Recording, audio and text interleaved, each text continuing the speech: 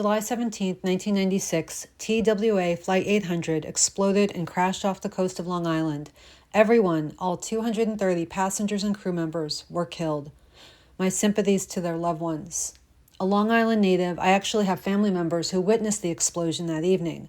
It happened at 8:31 p.m., so many people were looking at the sunset. All the witnesses, and there were thousands of them, reported seeing the same thing. It looked like one or more missiles hit the plane. The plane had just left New York's JFK airport en route to Rome, making a stop in Paris. I have a different relative who was an insider in the military, and for years we would argue about the cause of the crash. He believed the official story.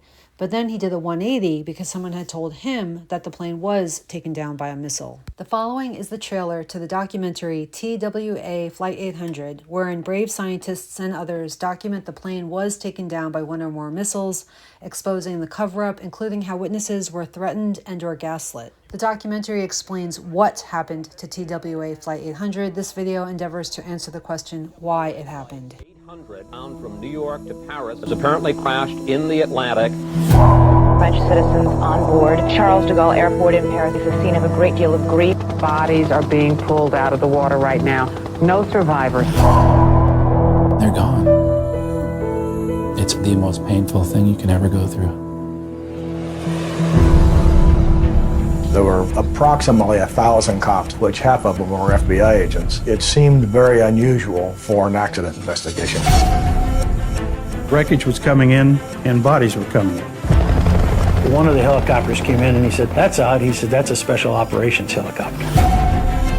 They controlled the access to the wreckage. This was unheard of. Somebody was in our hangar after we locked down at night. You don't alter or destroy evidence.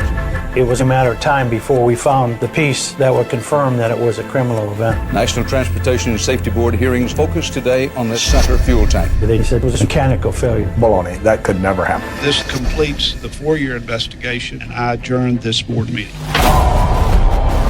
We interviewed several hundred witnesses that actually saw the event. Just happened to look up at the sky, and I see something that's going just about straight up. Then I saw an explosion.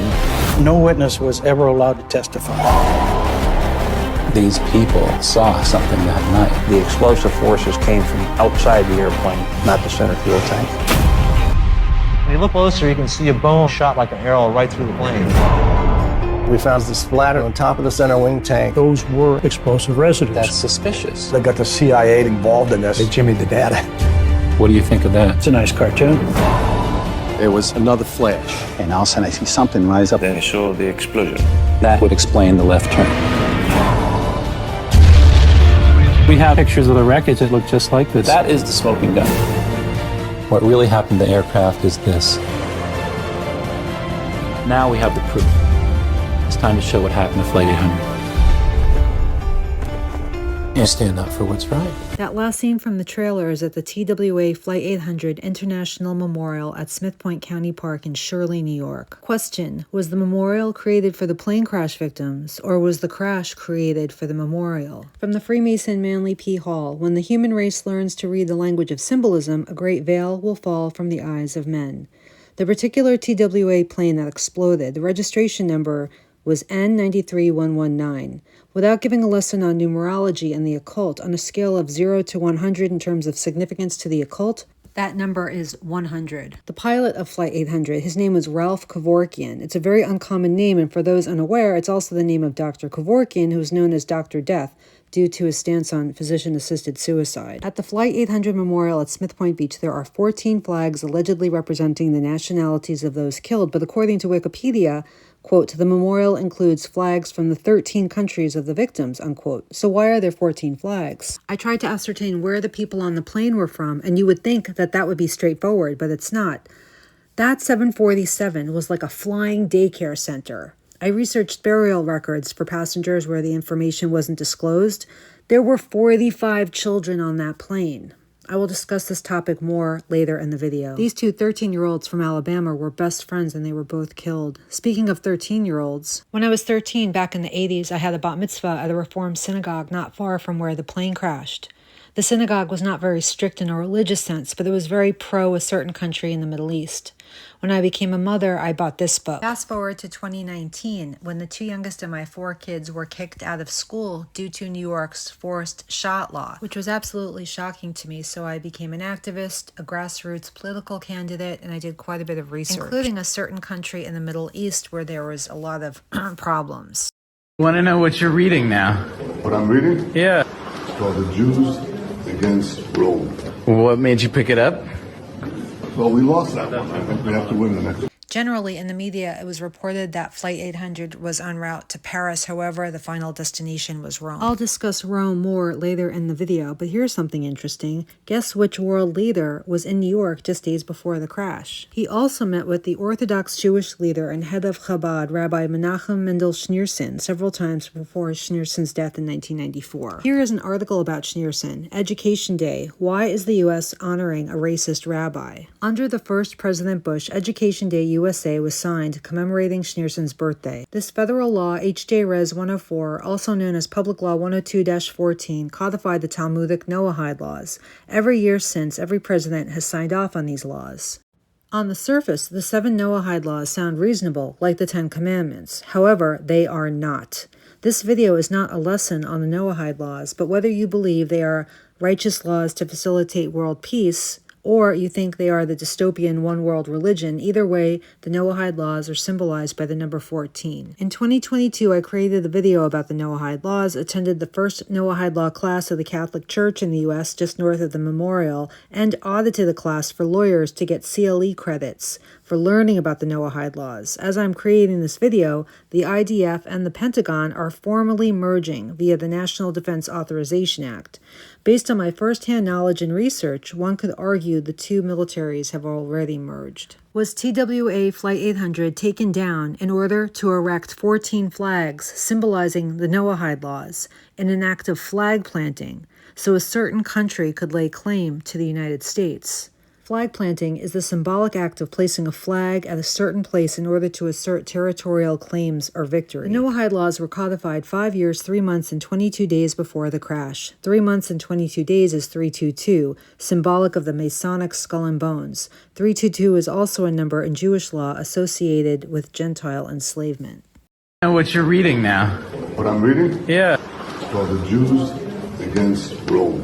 What made you pick it up? Well, we lost that one. I think we have to win the next one.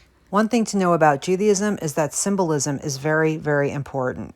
For those unaware, the Romans conquered Jerusalem and destroyed the Second Temple in 70 CE. The Romans were successful because, just like now, there was so much infighting amongst Jews. From becoming a Jewish parent regarding the destruction of the First and Second Temples, we make a conscious effort to keep these events fresh in our minds. To us, these events happened yesterday. These events happened hundreds and hundreds of years ago. It's like, honey, get over it. Seriously, though, was the Rome-bound flight shot down in an act of symbolic vengeance?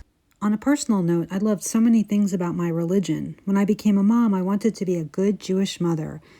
And then I watched this Yossi Gurvitz interview. I spent so many years of my life raising my children in the Jewish faith just to find out the religion is actually a satanic cult masquerading as a religion. Here are some books and websites by other Jews. The Israel Shahak book is a must-read. Back to Flight 800. The 14th level of Freemasonry is the perfect ELU, symbolized by the 10th letter in the Hebrew language, the Yud. Is that what this structure at the memorial is? Question, is this a memorial or an outdoor Masonic lodge? In getting feedback on this video, many are asking the question, who was on the plane that was being targeted? That's a good question, but I think first all the facts need to be known. After climbing out of JFK Airport, Flight 800 leveled off at 13,000 feet. Moments later, a fast-moving object was seen racing horizontally out to sea from Long Island's South Shore, heading east-southeast. One of the dozens of eyewitnesses who saw Object 1 was Lisa Perry. And I see something that's going across the sky. It's going very quickly. It looked kind of like that Superman bullet. A few miles offshore, it turned upward and began climbing while heading south. And it wavered and zigzagged as it flew. Then it turned. At this time, a second object rose off the ocean miles away and further to the east. Both objects began converging on Flight 800. Object 2 approached the jetliner head-on. And then start climbing, passing my altitude. Pilot Vasilis Bakunis, flying at 2,000 feet, saw the object rising from below his altitude. Meanwhile, Object 1 headed behind and to the right of Flight 800. It suddenly turned left toward the jetliner and exploded near Flight 800's left wing. The detonation of Object 1 near the airplane caused the upper surface of the left wing to shatter. As the plane banked to the left, misted fuel coming out of the top of the left wing made a thick white plume of vapor behind the jetliner.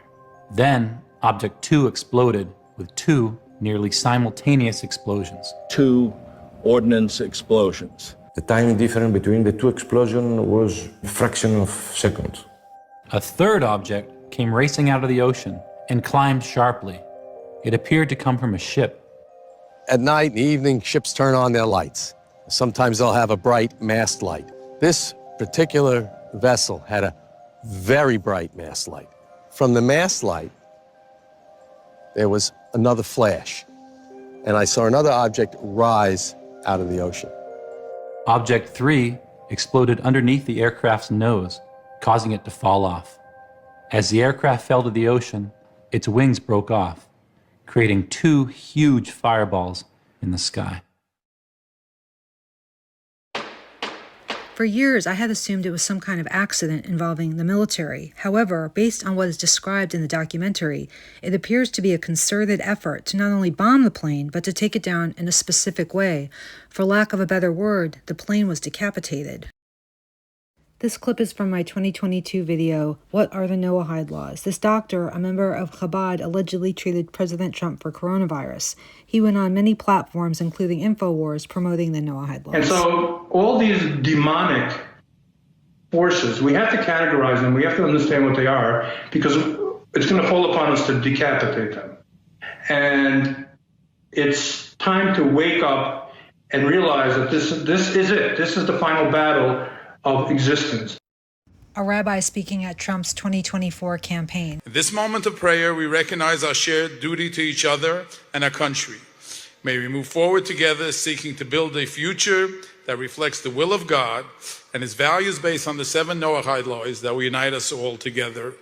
The law states the day should be observed with appropriate ceremonies and activities. An activity can mean literally anything. Vague laws are dangerous and how we lose our rights. From the NTSB's aircraft accident report, the section of the plane that was quote-unquote decapitated was section 41. In numerology, that equals 14. When I was first told about the Noahide laws, I did not believe it. I suggest researching yourself. The reason I'm doing this research and making this video is because I saw this video on flight800doc.com, and I agree with this father. I will satisfy when the people who are responsible from that will be punished. That's what I am looking for. As mentioned previously, many have asked who on the plane could have been a target. There were some very prominent members of society on the plane. I've been writing a book review of a book that, in my opinion, is one of the most important in history and certainly the most important in the field of psychology. Human Predators, groundbreaking insights into the red flags narcissists, psychopaths, and manipulators don't want you to know, by Dr. Karen Mitchell. Dr. Mitchell worked as an advocate in the family court system in Australia for 2 decades. I did similar kind of work in the family court system in and around New York City.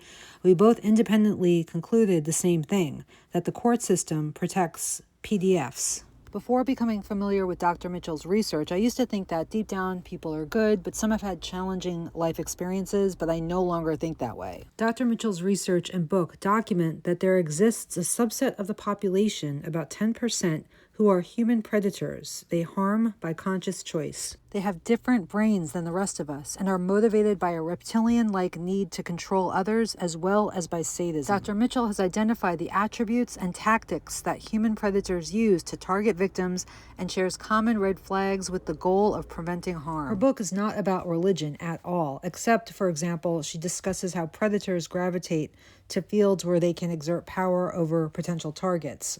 Clergy, therapists, law enforcement, etc. The Noahide laws are from the Talmud. When I first learned of the unlawful aspects of the Talmud, particularly this, pause and read, it was impossible to believe. but after reading Human Predators, it makes sense. Of course, a predator can come from any background, but in my opinion, the Talmud is like the Bible of human predators, the head of the psychopathic octopus. Symbolism and deception are critical components of this death cult. What better way to establish dominance than a Noahide law flag planting, masquerading as a memorial? Shooting down and decapitating a 747 full of children in order to erect 14 flags symbolizing the Noahide laws is exactly something these psychopaths would do. When I asked artificial intelligence how many children were on TWA Flight 800, the answer I was given was not correct. News articles and websites would have a passenger list, but none had the ages of all the passengers. So I made these spreadsheets and looked up the ages of every passenger whose age was not identified. There were over 45 children on the plane and over 35 young adults in their 20s. 4 individuals, I could not find anything on them. I had to really dig to find out the ages of over 10 of the children. The following are the children on TWA Flight 800 who were killed.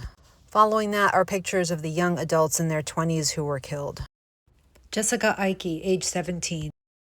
Ashton Allen, age 15. David Babb, age 13. Daniel Pazuzuski, age 18. Nicholas Bluestone, age 17. Michelle Boland, age 15.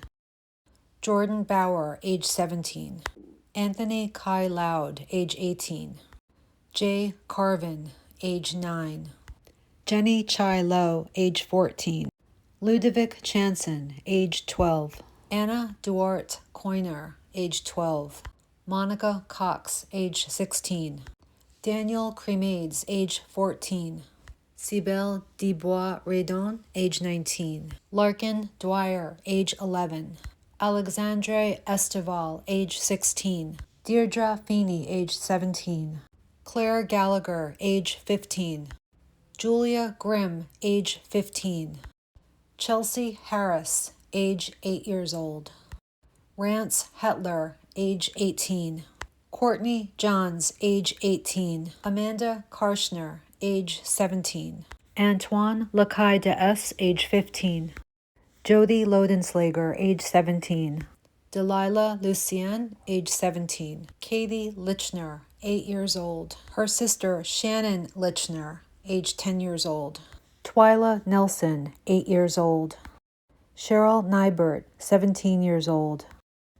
Caitlin O'Hara, 14 years old. Ingrid Paquet, 18 years old. Naomi Richter, 15 years old. Annalise Richter, 17 years old.